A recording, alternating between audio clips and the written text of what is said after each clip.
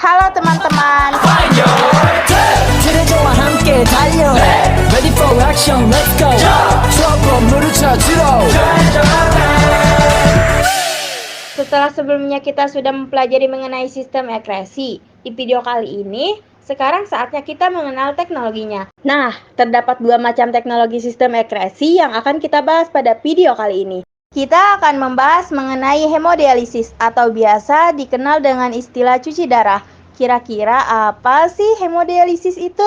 Hemodialisis terdiri dari kata hema yang berarti darah dan dialisis yang berarti pemisahan zat-zat terlarut. Jadi dapat disimpulkan jika hemodialisis merupakan proses pembersihan darah dari zat-zat sisa metabolisme melalui proses penyaringan di luar tubuh. Kegagalan pada ginjal baik akut maupun kronis dapat menyebabkan fungsi terganggu atau bahkan hilang, sehingga diperlukan proses hemodialisis teman-teman. Hemodialisis ini dapat menggantikan fungsi penyaringan oleh ginjal, tetapi tidak menggantikan ginjal seutuhnya. Dan terapi ini dilakukan seumur hidup oleh para penderita penyakit gagal ginjal yang bertujuan untuk menggantikan fungsi ginjal yang telah rusak yang masuk dalam fase terminal atau fase di mana kondisi pasien sudah sangat parah. Proses hemodialisis untuk menyaring dan membuang limbah serta air dari dalam darah, layaknya fungsi normal ginjal. Proses ini akan membantu mengendalikan darah serta mengatur keseimbangan mineral dalam tubuh.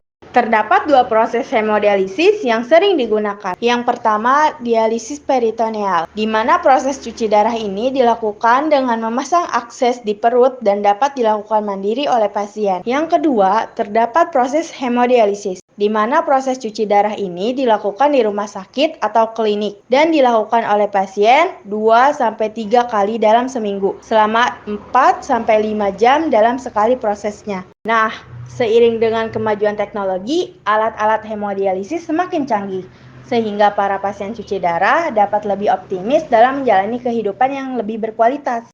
Nah, kalian penasaran gak sih gimana proses cuci darah dalam tubuh manusia? Dan gimana sih penggunaan alat tersebut? Apakah cuci darah itu benar dicuci? Penasaran kan? Yuk kita simak video berikut ini. Sebelum proses dialisis dilaksanakan, perlu dibuatnya fistula arteriovenosus di antara pembuluh darah arteri bupina melalui pembedahan yang merupakan jalan untuk keluar masuknya darah. Nah, melalui selang inilah darah dari tubuh pasien dialirkan keluar dan dipompa lagi ke dalam mesin dialiser tersebut. Di dalam mesin dialiser inilah terjadi proses pencucian darah, yang prosesnya mirip dengan proses yang berlangsung di dalam ginjal kita. Zat-zat sisa metabolisme, zat racun, dan anteri dalam darah berpindah melalui selaput semipermeabel menuju ke dialisa secara difusi dan ultrafiltrasi. Nah, darah yang telah disaring tadi sudah menjadi bersih nih, yang kemudian dialirkan kembali ke dalam tubuh pasien tersebut. Dan dialisa pun berubah menjadi kotor karena bercampur dengan zat-zat sampah dan dialirkan ke penampungnya lagi. Yang kedua, terdapat transplantasi ginjal. Nah, apa sih transplantasi ginjal itu?